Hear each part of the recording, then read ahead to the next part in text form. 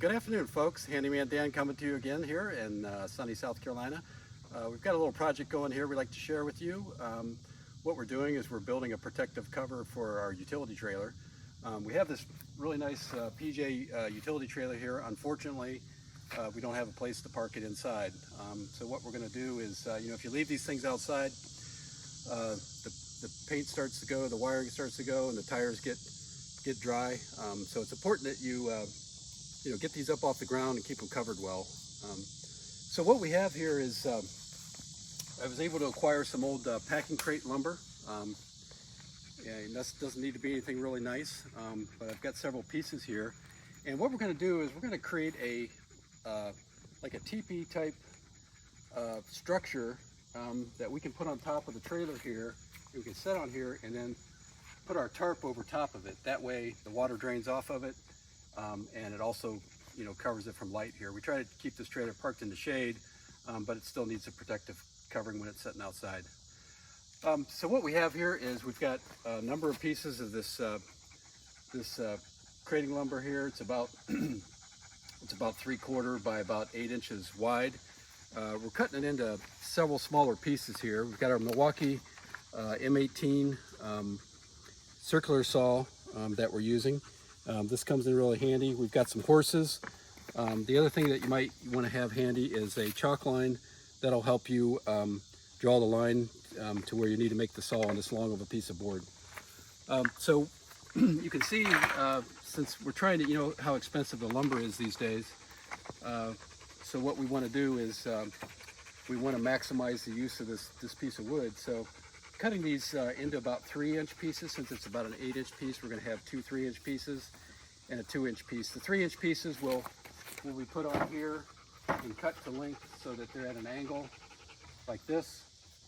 We're going to build that structure kind of like an A shape, actually, like an A-frame. And then we're going to have the 2-inch pieces that'll be smaller, that'll go across here and create kind of like ribs on that. That way that the tarp doesn't droop down underneath and get water in it. So we'll show you how we're going to do all this, and you can just follow along.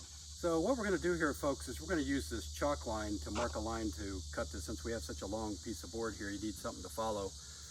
So this is the chalk line. I've measured off 3 inches here, and what we'll do is we'll stretch this out and put some tension on it, and you just take it and snap it, and there's your line. That's it. Okay, we've got all the structure cut here. What we're trying to do is get an idea as to how many of these we want to use and what angle we want here, and that has to do with how much angle we need to have the water run off and what size of tarp we need. So we've got these pieces here. These are actually about 9'3". What we're going to do is we're going to cut these in 4.5 feet lengths, and then put a 2x4 down the middle, kind of as a backbone.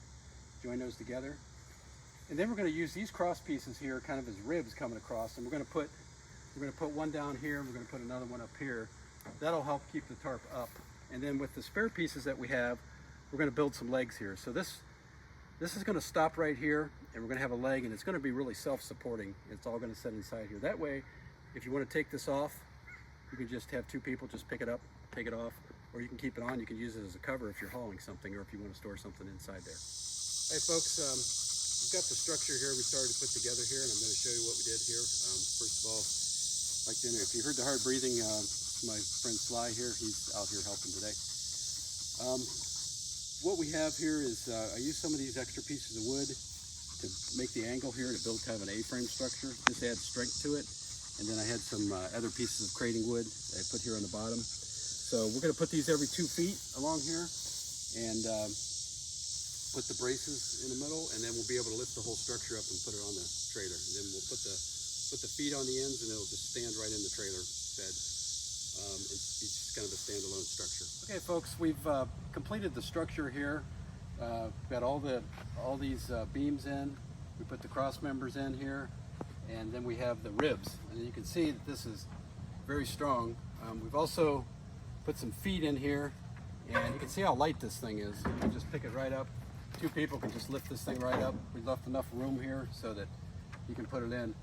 but very solid structure. We put the 2x4x12 across the top, and that's the backbone of the whole thing here. And it's not going anywhere. It's real solid. Again, then you can just put the tarp over the top of it, and you can store stuff in it.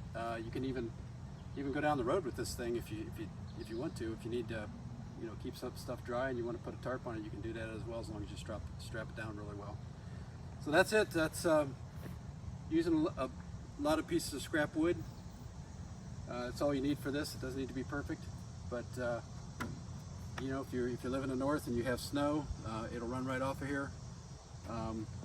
Leaves, everything else, all the debris won't get any water caught in it, and makes a real nice structure and keeps the weather off your trailer. Hey folks, we've got the tarp on top of it now. Here you can see it provides a real nice tent shape, and any kind of debris will run right off of it here. Also allows you to store something inside. You just take a peek inside here, you can see that there's plenty of storage room. You can put pieces of wood or whatever you need in there. So it makes it real easy, and